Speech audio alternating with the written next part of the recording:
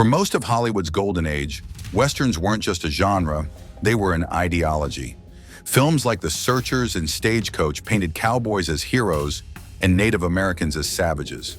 But that was a lie. In 1990, Dances with Wolves, directed by and starring Kevin Costner, shattered that myth. This wasn't just another frontier story, it was a cinematic reckoning. It revealed the true humanity, suffering, and culture of Native communities long buried by Hollywood. Now, why is this movie unique?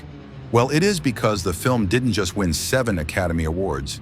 It dismantled 10 powerful myths about the cowboys versus Indians narrative. So stay with us as we break down each one and reveal how Dances with Wolves finally told the truth. But before we begin, if you love uncovering the real stories behind old Western legends, hit that subscribe button and support the channel. Now let's dive in and uncover the lies Hollywood told us and the truths they tried to hide. Native Americans were always the aggressors. For many years, Hollywood made people believe the Wild West was full of nonstop fighting. In old movies, Native Americans were often shown as the bad guys, quiet, cruel, and always attacking for no reason. Films like The Searchers made it look like white settlers were always in danger, just trying to survive. And this is where it gets interesting, so stay till the end of this video to get the full gist. Now, after we were made to accept that fallacy, guess what? Dances with Wolves came to our rescue and told a very different and true story. In Dance with Wolves, when John Dunbar arrives at Fort Sedgwick, he doesn't walk into a war zone. The place is empty and quiet. He doesn't face angry warriors. Instead, the Lakota people watch him from a distance. They don't attack. They wait. They try to understand who he is. They're not enemies looking for a fight. They're just careful. They've been hurt before. Later in the movie, it's not the Native people who bring violence. It's the U.S. soldiers. They come back not to keep peace, but to take land and crush anything that stands in their way. They don't care about the Lakota's way of life. They just want control. The Lakota don't start a war. They defend themselves. They're protecting their home and their people. Their actions aren't random or evil. They're smart, careful, and sadly necessary. So it is clear that Dances with Wolves showed something rare in Hollywood. It told the truth about who really started the violence. It showed Native people as human, strong, thoughtful, and brave, not just background villains. For once, the story was honest about who was fighting to survive and who came to destroy. But we are just getting started. All tribes were the same. Another big lie the old Western movies told was that all Native Americans were the same.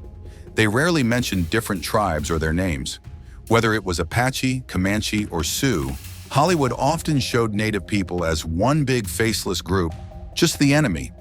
But Dances with Wolves came like a superhero, changed that impression, and it made a big difference. The movie focuses on one tribe, the Lakota Sioux. And it doesn't just say their name, it shows their way of life. Viewers hear the Lakota language, watch their ceremonies, see their clothing, and learn how their leaders make decisions. Real Lakota actors were used, and the film includes their language with subtitles. That gave the story more truth and respect. These aren't just random Indians, they're real people with a real culture. The language was different, but that's not all. The movie also shows how tribes were different from each other. The Lakota are not the same as the Pawnee, who are shown as enemies because of their alliance with white traders. This shows that tribes had their own choices and reasons. Not every tribe trusted or worked with outsiders in the same way.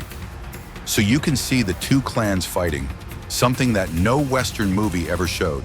And just like that, Dances with Wolves made it clear. Native American tribes were not all one group. They were many nations, each with their own history, beliefs, and struggles. They had different ways of living, and they didn't always agree with each other. The film finally gave viewers a closer, more honest look at who these people really were. And that takes us to something deeper, something you will not want to miss. Cowboys were the heroes, natives were the villains. Another thing you often see in old Hollywood Westerns is the idea of clear good and evil. The cowboy wore a white hat, and the Indian wore war paint. It was always simple. One side was right, the other wrong. Now, Dances with Wolves completely broke that idea apart. piece after piece. In the movie, John Dunbar starts out as a Union soldier, seen as a hero. But the more time he spends out west, the more he sees how cruel his own people can be. The soldiers he once trusted treat native people like animals. They destroy what they don't understand. Dunbar starts to realize that the good guys aren't so good after all. Now at the same time, the Lakota are shown as kind, strong, and thoughtful. They take care of each other. They respect their elders and teach their children. Even when Dunbar is a stranger, they give him a chance. He doesn't earn their trust by being powerful. He earns it by being humble and open. By the end of the movie, Dunbar isn't a hero riding in to save anyone. He's someone who's changed, someone who understands he's part of the problem and wants to make it right. And I know you must be wondering, who are the true villains? Let me shock you by telling you that they weren't wearing feathers or riding painted horses.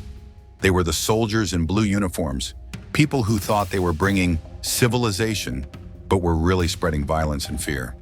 The movie shows us that real morality isn't black and white, it's found in how we treat others. Now this is where it gets better. Native culture was primitive and savage. You will find out that in old Hollywood westerns, native life was often reduced to a few tired cliches: drums, smoke, and shouting. Anything that didn't look like European society was slapped with the primitive label.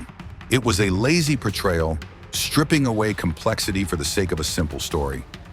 And just like that, Dances with Wolves came crashing in like a wrecking ball, shattering all those tired stereotypes, and it made all the difference. In Dance with Wolves, the Lakota are shown as organized, intelligent, and emotionally rich. They hold diplomatic councils like weddings. They teach their youth not just survival skills, but values. And they pass down their beliefs through powerful storytelling. Women hold strong roles in both family and society, and leaders like Ten Bears are calm, wise, and calculated, not the impulsive warriors Hollywood loves to show. And funny enough, they were drinking coffee at one point, showing how much they were willing to embrace development. The film doesn't just stop at their traditions. It takes us into their daily life. We see complex hunting strategies, herbal medicine, and handcrafted tools. And humor isn't forgotten either. These people are as layered as any modern society. They're not wild savages. They're skilled, thoughtful people who make the most out of a shrinking world. Even in small moments, like when Wind in His Hair or Kicking Bird speak with Dunbar, we see respect, etiquette, and tradition in action. There's nothing primitive here. What Dances with Wolves revealed was a civilization rich in culture and history, one that was ignored simply because it didn't come with guns and fences. Western expansion was peaceful or justified. Hollywood's portrayal of manifest destiny painted westward expansion as a heroic mission. Settlers bringing civilization, while native resistance was just an obstacle to progress. It all seemed inevitable, noble, even righteous. But what if everything we were taught about that story was a lie? What if Dance with Wolves did not say anything about this one? Well, you will never know until you get to the end of this video, so don't go anywhere. Dances with Wolves flips the script, shattering the myth of manifest destiny in a way that's impossible to ignore. The film reveals that U.S. expansion wasn't just a journey, it was a violent campaign built on betrayal and cruelty. Soldiers don't come to protect, they come to conquer. Broken treaties, stolen land, and calculated violence are the real weapons of this so-called civilizing force. When the leader finally asks them to take the soldiers away, they reply with force and active tyranny. What follows isn't just a fight for survival, it's the brutal stripping away of a way of life. Families are forced to flee, horses are shot without mercy, villages are burned to the ground, and all of it is done with a smile under the guise of bringing order. Dances with Wolves forces us to confront an uncomfortable truth. The frontier wasn't won, it was taken through violence, lies, and the ruthless pursuit of power. Natives had no emotional depth or family values. Now takes us to another lie that the old westerns, native characters rarely showed grief, love, or joy. They were painted as cold, emotionless, or permanently angry. When you see Dance with Wolves, they correct that false impression by Kicking Bird's quiet protectiveness over his family. Wind in His Hair's fiery loyalty. The tenderness between Dunbar and Stands with a Fist is genuine. These aren't caricatures. These are human beings with fears, jokes, grief, and love. And when tragedy strikes, such as the death of the boy Smiles a Lot's horse, we see real mourning. Not just for the animal, but for the lost innocence. And when the tribe dances, it's not just spectacle, it's joy shared and felt. This joy was felt through fire dancing and lots more. The film's love story is also key. Dunbar's romance with Stands with a Fist isn't a fetishized trope. It's a slow, emotional connection rooted in mutual respect and shared pain. She's not exotic. She's a fully realized woman with trauma, agency, and a voice. So once again, Dances with Wolves reminds us, these people love just as fiercely and hurt just as deeply as anyone else. Natives didn't fight strategic or intelligent wars. Old Westerns showed natives as reckless fighters, charging head-on, yelling, only to be cut down by smarter soldiers or cowboys. But somehow, Dances with Wolves gives us a different view of native warfare. The Lakota are tactical. Their buffalo hunt is a carefully coordinated effort. Their decision to trust or confront Dunbar is debated at length. When they go to battle against the Pawnee, they prepare with strategy, scouts, and precise ambushes. They fight to protect, not to conquer. Even the decision to abandon the winter camp is a calculated move. It's not cowardice, it's strategy. Survival was the goal, not mindless violence. Now, like you just saw, they planned even before the execution of Timmins. This portrayal reflects real historical truths. Many tribes had deep knowledge of terrain, long-range planning, and complex war ethics. But Hollywood never showed that until now. What happens next will blow your mind. The Indian was a symbol, not a human. In most old films, native characters were background props. They didn't get names. They didn't get lines. They existed to die or menace the hero. But when we come to Dances with Wolves, it puts faces to the forgotten. Every main Lakota character has a name, a story, a motivation. Wind in his hair is passionate and protective. Kickingbird is wise and curious. Even smaller roles like the children have moments of individuality. Stands with a Fist isn't just the native love interest. She's a woman torn between two worlds with a backstory full of loss and strength. Her identity is central to the narrative.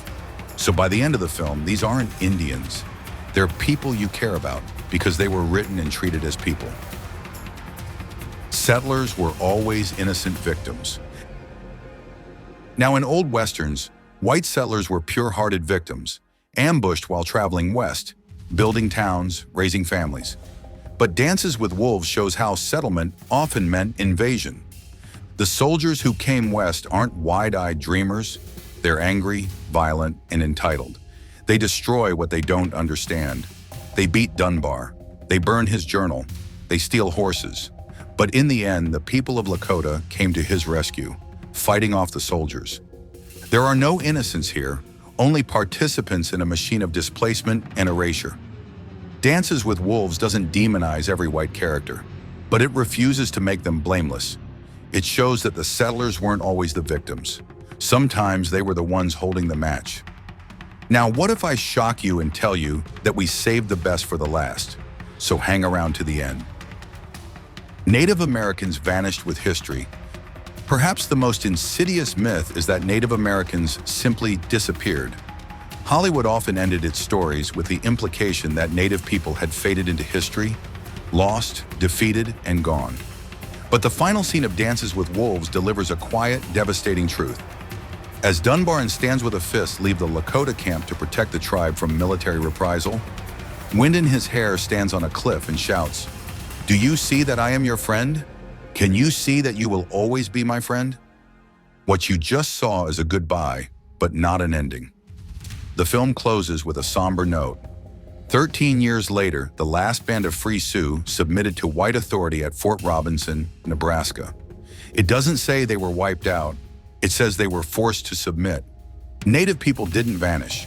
They were pushed, broken, and betrayed, but they endured. Dances with Wolves ends not with defeat, but with memory. A call to remember what was done and who is still here. So Dances with Wolves wasn't just a film, It was a challenge to decades of Hollywood lies. It reminded us that history is written by the victors, but truth survives in stories. For too long, Native Americans were silenced on screen, reduced to stereotypes, erased from their own land and from the narratives we were taught. But this film gave them names, gave them dignity. It wasn't perfect, but it was a start. And maybe, just maybe, it made us ask, what else have we been lied to about? Hollywood didn't just get it wrong. Hollywood made sure we never knew the truth to begin with. Now that makes us leave you with this question. Which one of the lies of Hollywood shocked you more? What do you think about the Dance with Wolves movie? Let us know your thoughts in the comments section. Remember to like, share, and subscribe for more. Also, click the following video shown on your screen. You will enjoy it.